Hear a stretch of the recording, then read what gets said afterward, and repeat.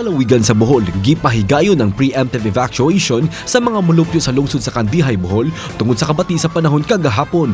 Moabot sa 59 ka pamilya o 182 ka mga tawo ang gibalhin gikan sa mga barangay sa Panantaran, Kanawa, Kambane, Luan, Tugas, Kadapdapan ug Kanuling nga mga gilang flood-prone ug landslide-prone areas. Matod ni Jerel Lakang Fuentes sa Kandihay MDRRMO nga ang mga residente gidala sa mga evacuation center.